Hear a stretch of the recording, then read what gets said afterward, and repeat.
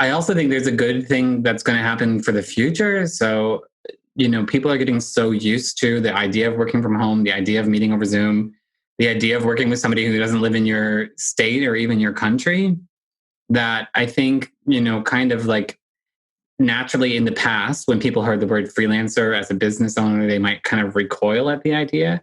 And now they're all learning like, ooh, there's a whole benefit of working with freelancers and hiring freelancers.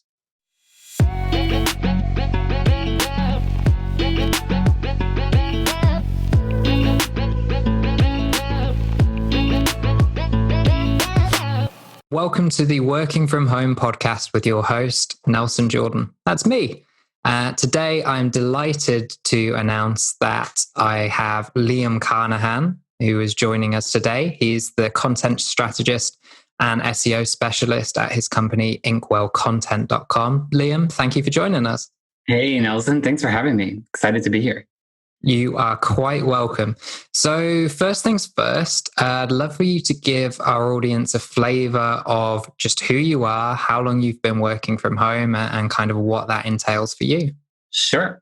So like you said, my name's Liam. I am a content strategist and I work in SEO.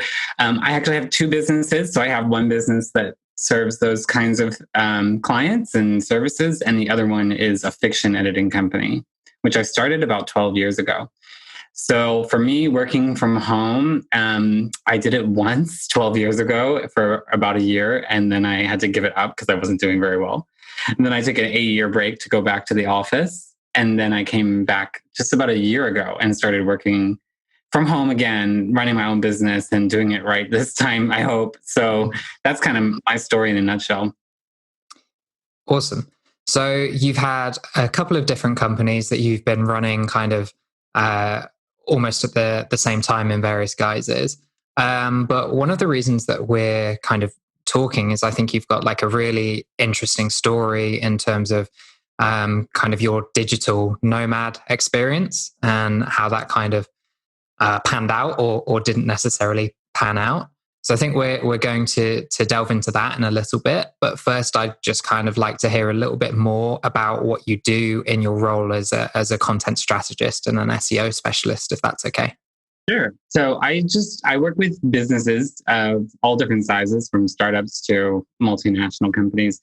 And basically, my goal is to help them use content marketing to bring more organic traffic to their website, to engage their audience, to rank better on Google, and achieve their business goals. So I'm a writer by trade. I have a degree in writing, literature, and publishing.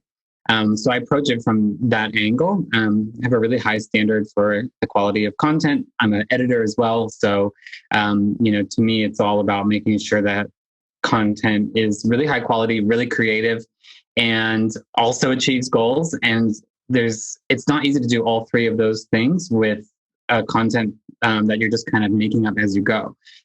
So that's where I come in, because I create strategies that sort of plan the whole thing end to end.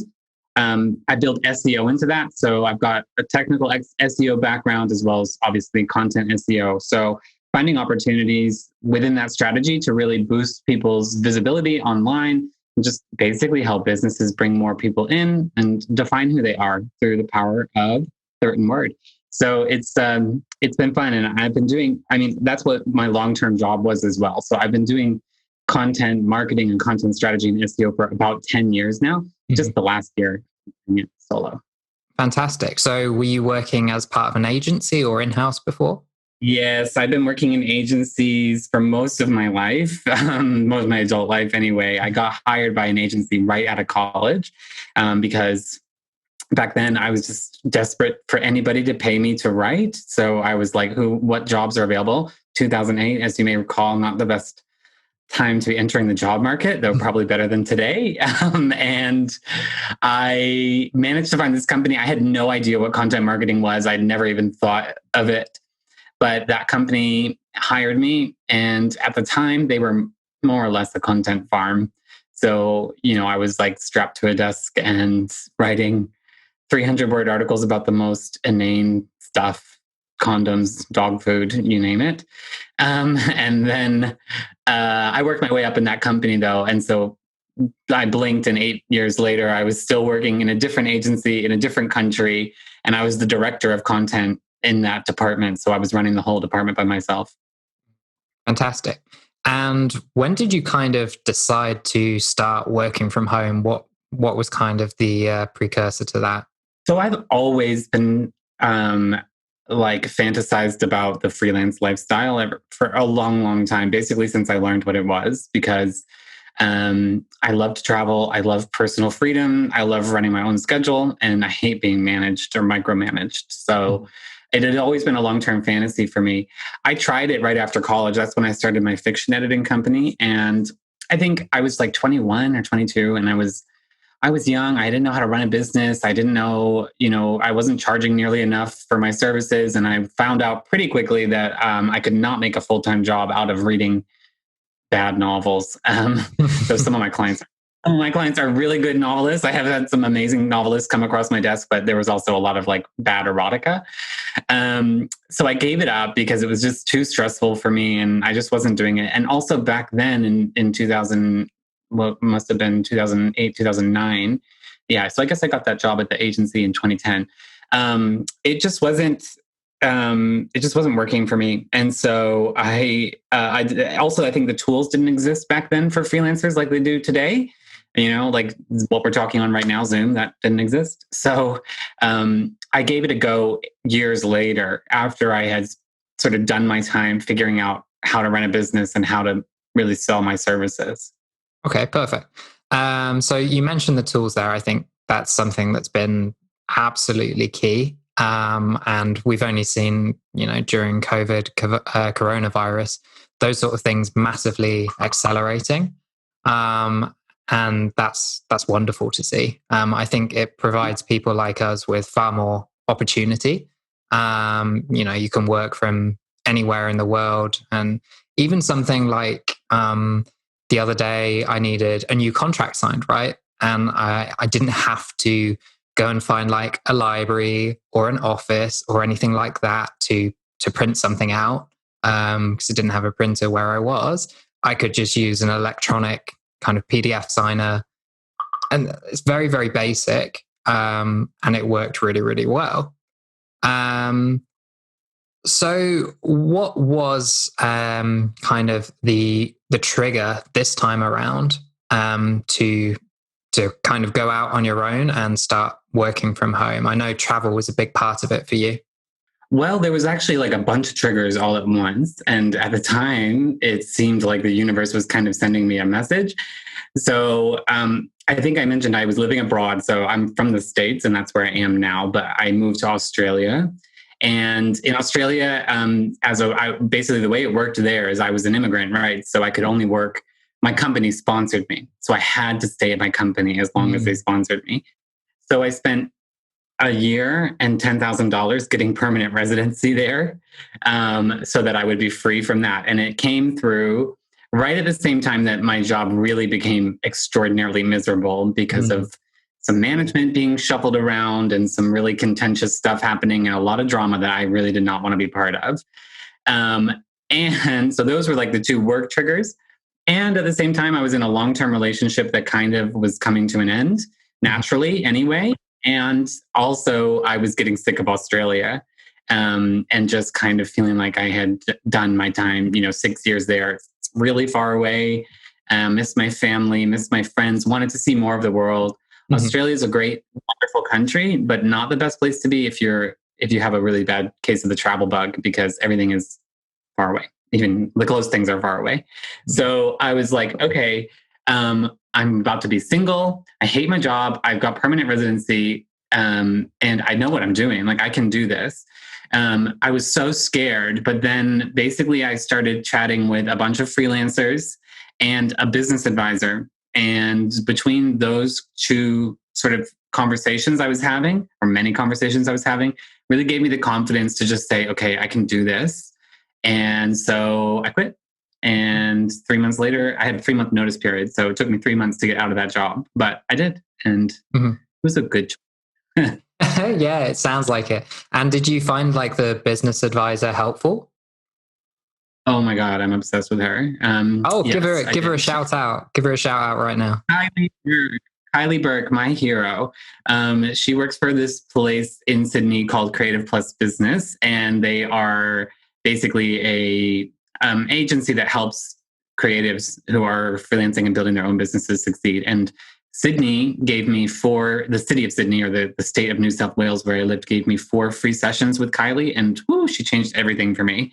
Just like, I call her my business therapist because she like takes a lot of my anxiety away, and she just kind of helps me get organized and set myself up so that I don't have panic attacks when I'm thinking about work.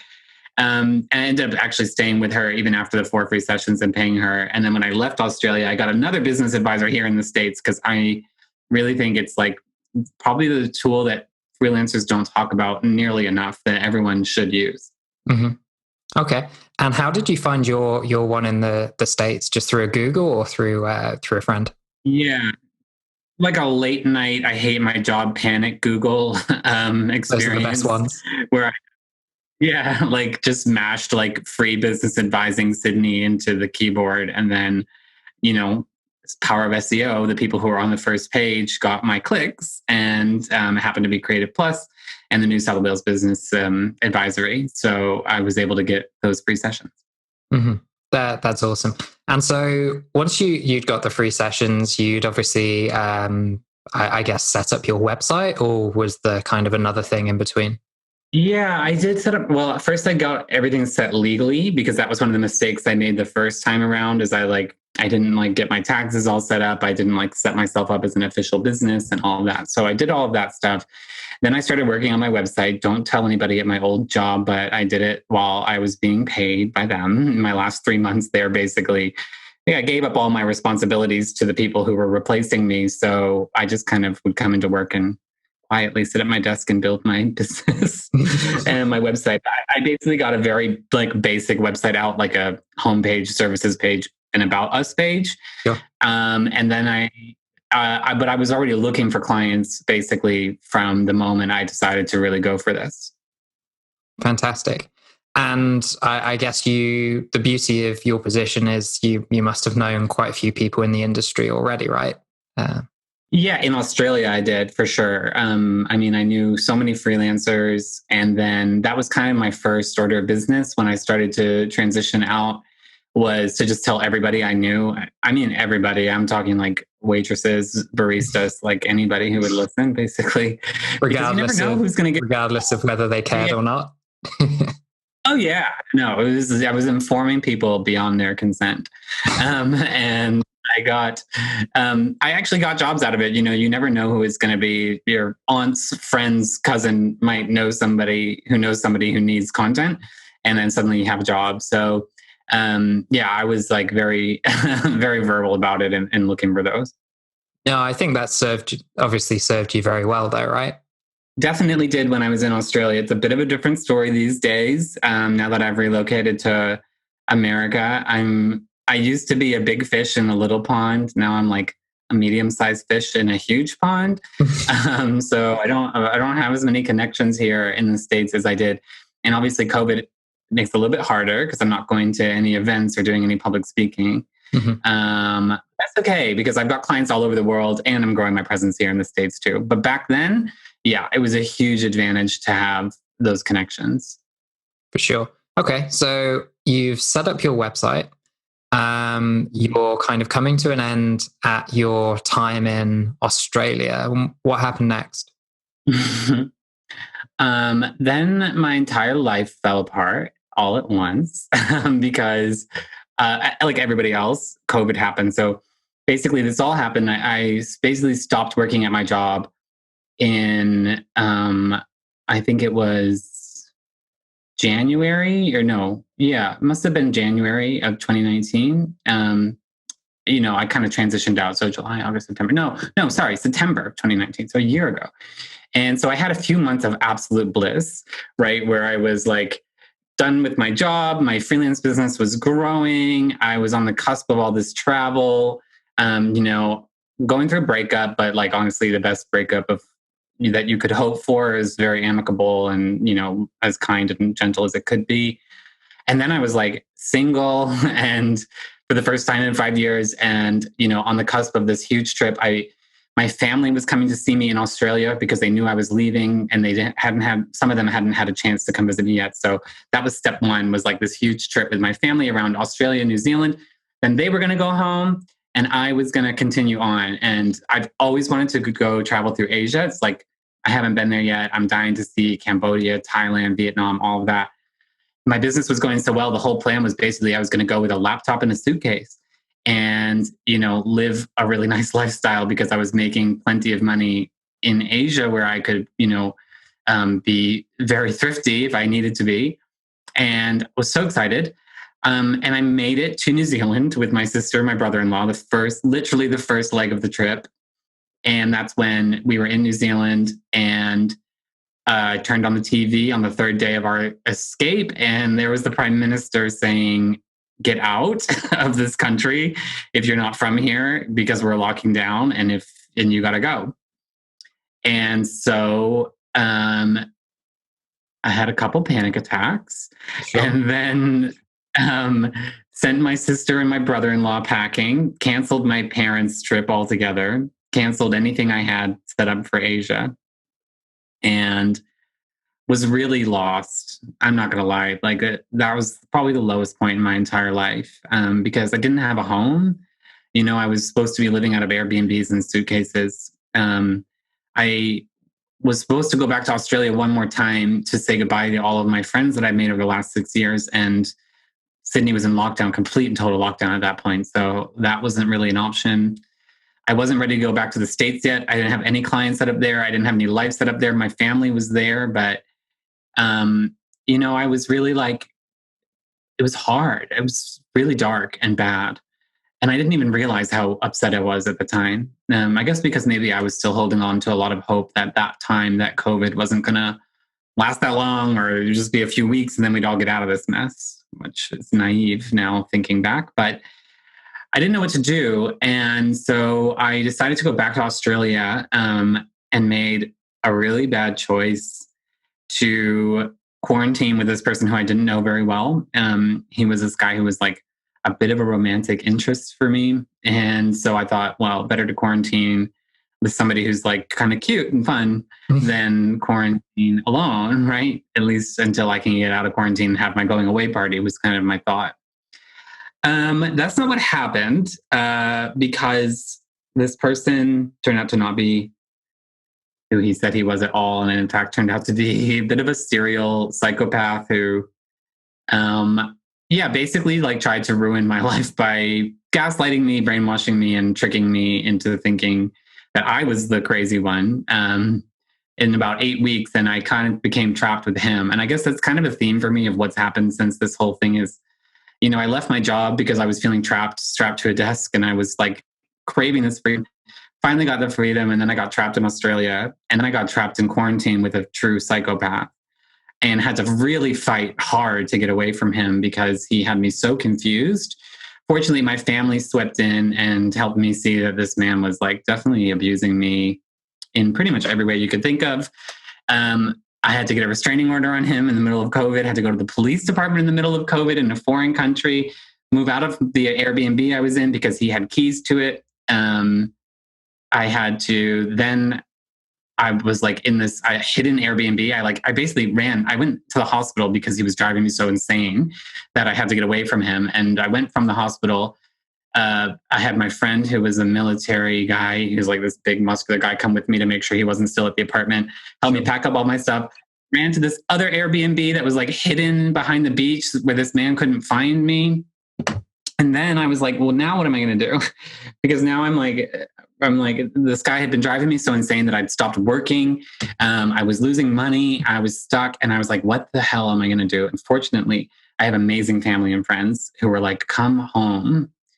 So I said, all right, that's it. At this point, the restrictions in Sydney had lifted. So I was able to have a going away party, not the dramatic party that I had been planning, but a fun gathering with a few small people from 6 feet away, better than nothing. And I said, all right, I'm going home. So I bought a plane ticket. And that's when I found out that because I was a permanent resident, I wasn't allowed to leave Australia. And I had to apply to leave, and I was denied 5 times. And every time I was denied, I had to my flight and change it again. I was living in an airport hotel in the abandoned Sydney airport for 5 days. Ended up having to get a member of parliament on my team to write directly to the Australian Federal Police saying, please let this person out of the country. And then I finally made it out. Woo! And I got on a plane.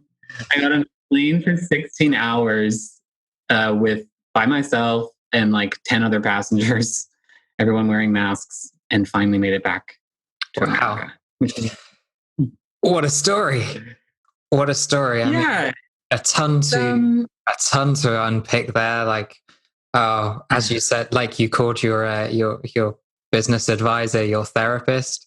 I don't.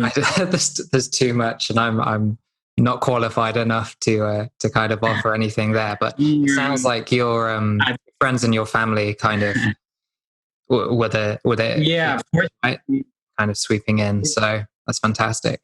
Yeah, I didn't realize it, but at the time, there was people in my life who were watching from the sidelines, very scared for what was happening to me, because this person, he took over my phone, he took over my computer, he wasn't allowing me to send messages to anybody. And so obviously my friends and family were freaking out. And I was like so confused and thinking that I was going insane. I didn't know how to help myself. And so fortunately, getting away from him and going to the hospital, that was the best choice I ever made. Because at the hospital, there was a psychiatrist there who sat me down and she was like, you don't have any of these crazy things that this person is telling you that you have. You're actually quite a sane person. And honestly, he sounds dangerous. So that kind of was like a wake up call. Strangest feeling I've ever had in my life. Like, you ever seen The Truman Show? When you realize that somebody has built this whole world around you that's absolutely fake. And it just goes up in a puff of smoke. Very scary stuff. Obviously pretty traumatic, but I made it out. You did indeed. So you're in Maine at the moment, right? Yeah. So instead of traveling through Cambodia right now, I'm living in my parents' spare bedroom in rural Maine. It's almost as good. if not better. I mean, no shame in that. You're talking to somebody who is currently recording this podcast from his parent-in-law's house, because we're in kind of a similar situation, my wife and I, in that about maybe 7-8 weeks ago, something like that, we moved back from Valencia in Spain. So very different, from kind of gone from the Med, nice and sunny, to Stoke, which if anyone in the UK knows is not quite as glamorous as Valencia, but it's close. It's close. It's up there. So yeah, there's pretty much everyone I've spoken to, in the last few months, thought they'd be doing something completely different at this point in the year, this summer, and kind of moving into autumn. It's bizarre. It's honestly bizarre. And I don't think enough people talk about freelancers and like what happened to everybody, because like these huge communities of digital nomads, right, must have been scattered like the wind, like all these people who were living I have friends a friend who was trapped in Vietnam, a friend who was on the cusp of moving home and then decided to stay. It's like, for people who were living a kind of transient lifestyle, it's pretty devastating. You don't have a home to quarantine in. So what are you supposed to do? And you end up. I've heard a few horror stories, to be honest, about people getting trapped in different places, and depending on the country that you're from and the country that you're in, it can be super, super difficult. And especially there's not as much advice out there as there probably should be from certain governments, because they don't necessarily have the time or the resources to say, okay, well, if you're from this country, then you need to do that. If you're from this country, you need to do that. So they tend to like group them in terms of, okay, well, if you're from a country within the EU, this is what you should do. But even within like countries in the EU, there's so much difference between what's happened in each country. Nothing is the same. Obviously, we're we were in Spain at the time, which was very badly hit. Obviously, Italy was the main one, kind of in Europe, and then I think actually we got it from I think the Valencian or maybe the Levante football team, I can't remember which, went to play a game somewhere in a different country, and then basically I think a lot of the team caught it, and a journalist caught it who was covering the game and stuff like that. But yeah, it's really, really hard if you don't have that family or that friend or that support system or anybody that you can kind of call on if you find yourself stranded in these countries. It must be super, super difficult. And like to have to balance that with also working full time, trying to bring on clients and stuff like that. Like I lost my biggest client maybe actually it was probably longer than that, maybe like 3 or 4 weeks into the quarantine in Spain. And they were actually US based, and they kind of handed their notice in. I was fortunate that I managed to get a new client that replaced most of that income a few days later, but I'm definitely not the only one who, even within my network, I know people who were working for just one company and have been let go. But I also know people, like I was on a copywriting webinar yesterday, and they lost their entire customer base. They had multiple clients and they lost all of them.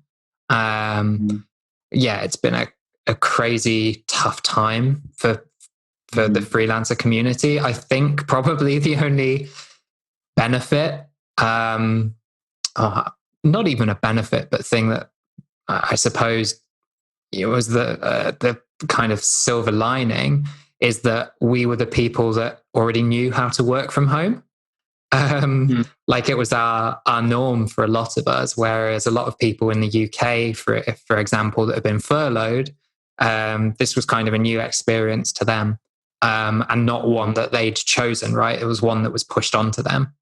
So, yeah, and it's so funny you read all those articles out that are coming out now about like how to survive working at home. There's like this whole glut of articles that are on that topic, and reading it, I'm like, that's old news to me. Yeah. But I think in terms of that silver lining, I also think there's a good thing that's going to happen for the future. So, people are getting so used to the idea of working from home, the idea of meeting over Zoom, the idea of working with somebody who doesn't live in your state or even your country, that I think, kind of like naturally in the past, when people heard the word freelancer as a business owner, they might kind of recoil at the idea. And now they're all learning like, ooh, there's a whole benefit of working with freelancers and hiring freelancers. Yeah, definitely. So let's talk about those benefits for a little while, because I think it's just quite an interesting thing. Obviously, there's the fact that you don't have to pay somebody a full-time salary. You don't have to find them an entire job to do. You can work with them on like a project basis, and you can find really, really great people out there. Whereas once, if you were just tied to a location, so for example, you had a business in a city, basically you were limited to just people that could commute to that city or lived in that city. Now, if you want some specialist sat on the other side of the world in a different time zone, for example, I think you're right. People are kind of opening their eyes to that a little bit. I think there are some people out there that I've seen in various job boards perhaps taking advantage of that a little bit in terms of how they're pricing certain jobs. But I think if you're doing kind of quality work in this sort of environment, that shouldn't be too much of an issue for you. Fingers crossed. Yeah, no, it's very interesting. I was talking with somebody a few days ago for this podcast, actually, Lydia Lee, and we were talking about how this is probably, and by this I mean kind of COVID and coronavirus, has probably acted as a bit of an accelerant. I think a lot of things were already going this way and have been going this way for a few years. And COVID has just moved us on 2 or 3 years in terms of okay, well, we were looking at video conferencing technology. Right now, actually, there's more money probably being poured into it than any other time because it's so important. And you saw that in kind of Zoom's growth rate, kind of mid quarantine, and things like that. So those sort of technologies, and people kind of working out processes, working out work-life balance and that sort of thing. It's kind of like anywhere our focus is, when enough people get in there, it reaches this kind of critical mass. And then suddenly businesses or people that make these products and these solutions are like, okay, well, that justifies enough people actually paying attention to this. That justifies us, putting extra effort into this particular product or trying to get this service off the ground, whereas they might not have done that before. So I think that's super interesting as well. I agree. And I think another sort of in a similar vein that's kind of happening is there's just such a boom of creativity right now, I think, going on because first of all, people are bored and it's like lonely. So they're like, I'm not just talking about like, obviously like there's people doing crafts and new skills and that kind of a thing. But I think when it comes to working too, people are just getting far more creative about their solutions because they're faced with all these problems that literally nobody has ever had before. Like, how do you run a team of 1,000 people when everyone is in their own office and at home? And so people are just really thinking outside the box, maybe collaborating in ways that they hadn't expected to collaborate or wouldn't have collaborated before. And it's just cool to see. I mean, sure, I would rather be outside and like having fun with my friends. But in the meantime, I'm having a lot of fun watching people figure things out and try new things and come up with new ideas. Mm. Yeah, that team, how do you manage a team kind of question is very interesting. I think a lot of people are going to look to successful companies that already were running remote teams. You've got people like Basecamp, for example, and I think they've been running, I think pretty much all of their employees, unless I'm wrong, are kind of remote workers and have been for a long time. And then it's interesting though, you get into this divide, I guess, between kind of white collar and blue collar jobs, where some of them can be done from home and some just can't, with the current technology, and maybe will never be done from home. And I think there's been a bit of a divide there. That's probably affected people in different ways financially. Definitely. I mean, not to get too heavy for your show, but of course, it's, the people who are on the front lines are people who have to work in those kinds of jobs where they have to be facing the public in order to keep society running. And unfortunately, there's also a large overlap between those people and, at least here in America, people who aren't as well compensated for their work. So maybe there's a wake-up call coming. I'm a little bit too jaded with my country right now to say that I think that's definitely going to happen. But I hope it does wake some people up to the fact that like different jobs have different values at different times based on what society needs. And like right now, we really need grocery store workers and like electricians and all those people to help keep us alive. Certainly more important than me finding keywords for some random business. Unless you're finding keywords for those electricians and grocers. Right? If you're a grocer and you need SEO services, hit me up. There you go. Cool. So one of the things I'd love to get your take on, Liam, is community. So I've been freelancing in various guises, firstly with digital marketing and then with copywriting since January 2019. So coming up to the 2-year point in a couple of months.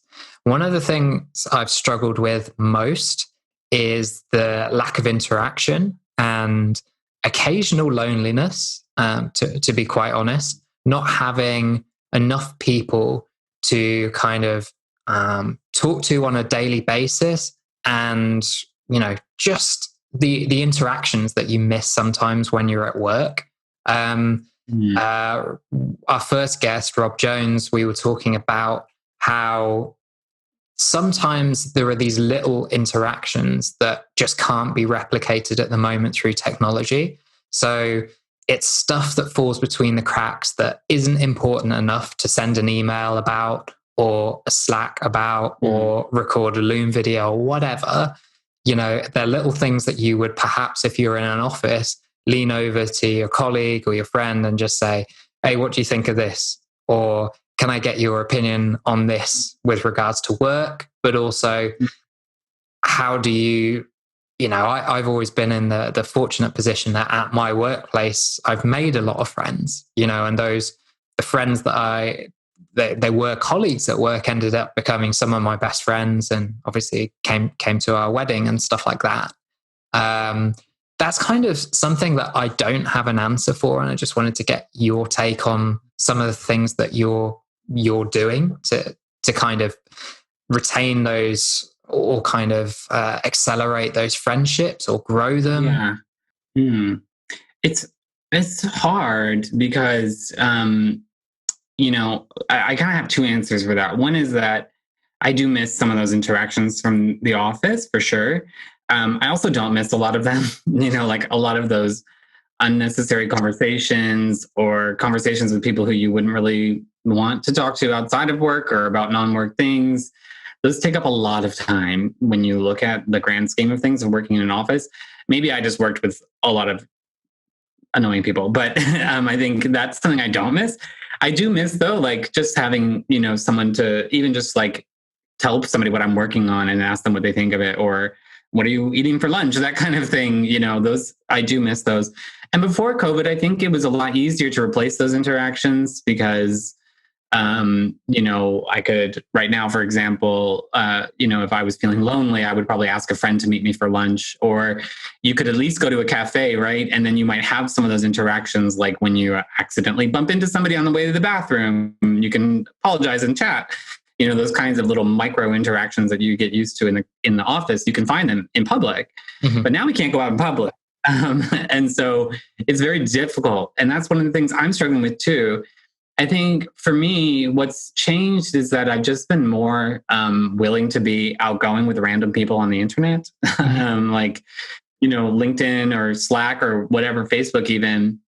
If there's I think a lot of people it's kind of like when you go to a party and nobody knows anybody at the same party, everyone kind of is like, oh, I don't know who to talk to. I'm nervous. I don't know who to talk to. And you end up kind of standing alone in a corner by yourself.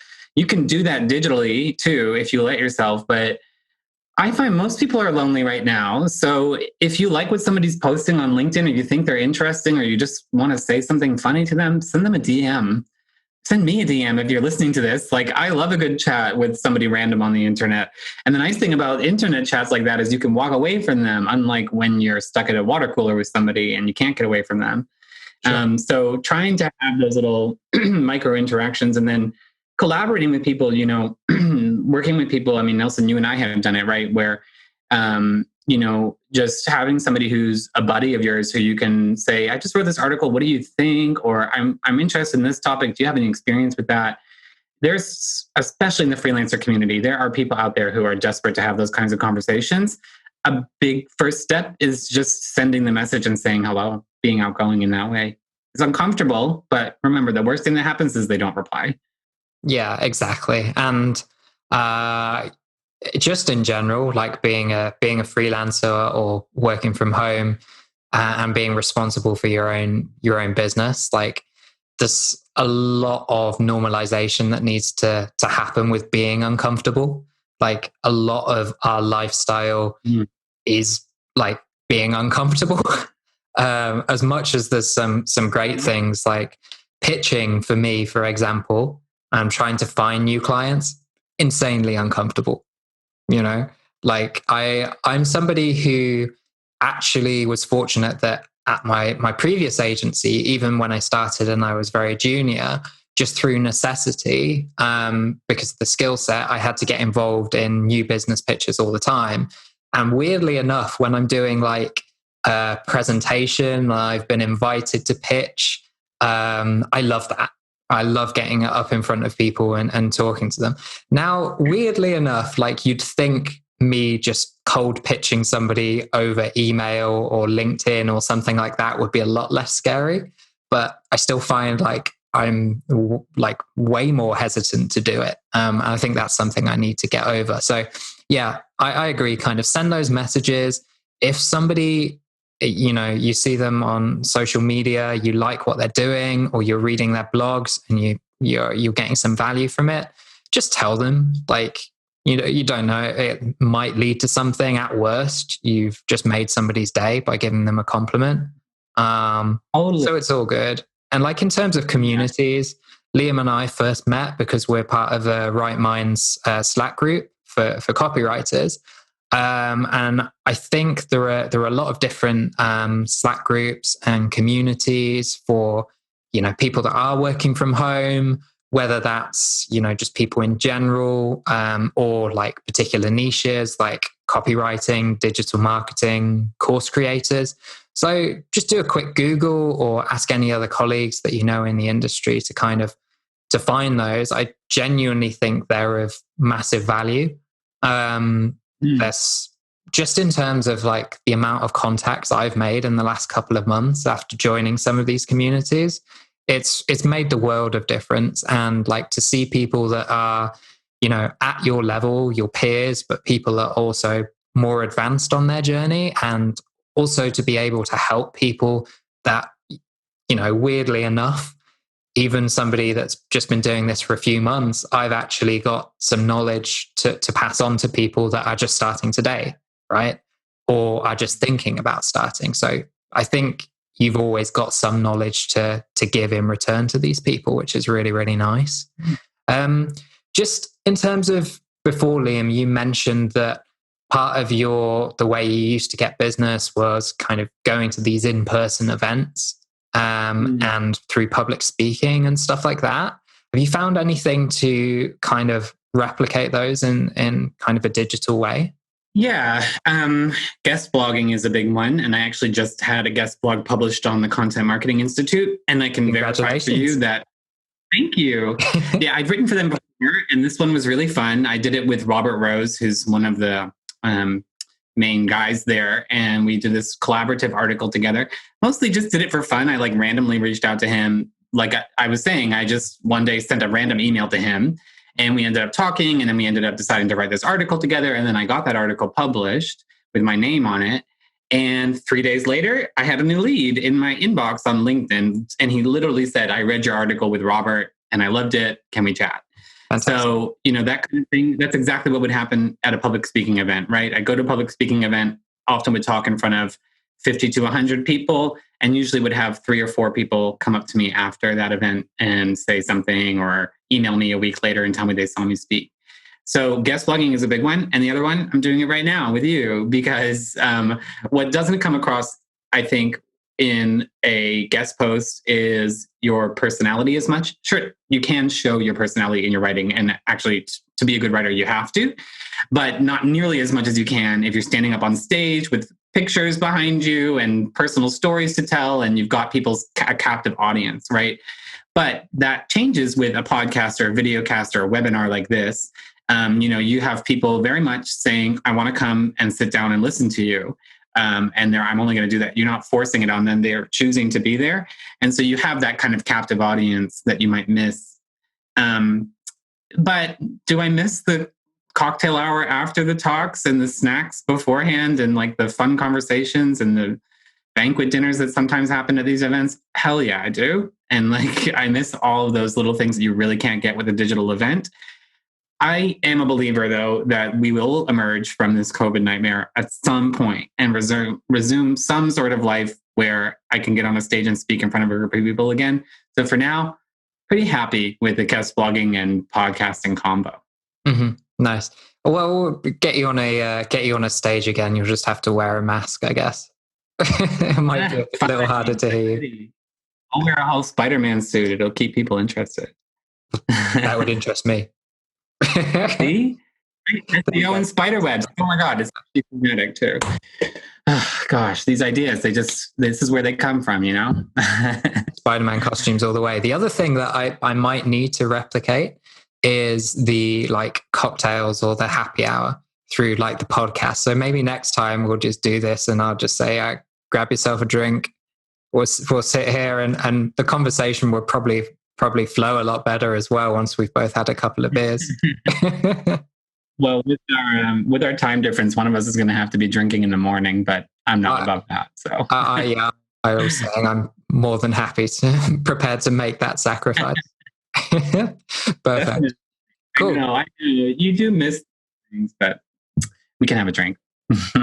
Always up for that. So the other thing I wanted to ask, Liam, just before we wrap up, is where can people find you? Oh boy, you can find me anywhere you want, but the best way to find me is probably if you want to just straight up email me. It's Liam, like Liam Neeson, liam@inkwellcontent.com. You can find me on LinkedIn. I think I'm like the only Liam Carnahan out there. You could just type Liam Carnahan into Google and see what comes up.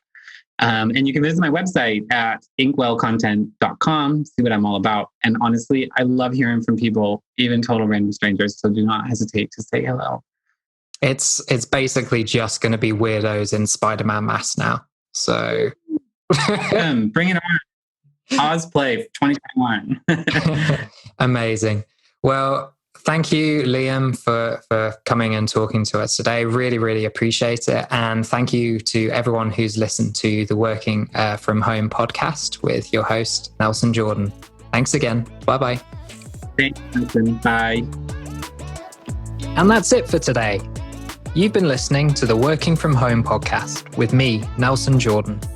We've been talking about the good, the bad, and the ugly side of remote work. Thanks so much for listening, and I really hope you've enjoyed the time you've spent with us today. If you'd like to discuss the podcast, you want to make a new friend, or you're interested in working with me on a copywriting or digital marketing project, then visit nelson-jordan.com. That's nelson-jordan.com, where you can also sign up to my newsletter to hear about this podcast and other exciting projects. Until next week, goodbye.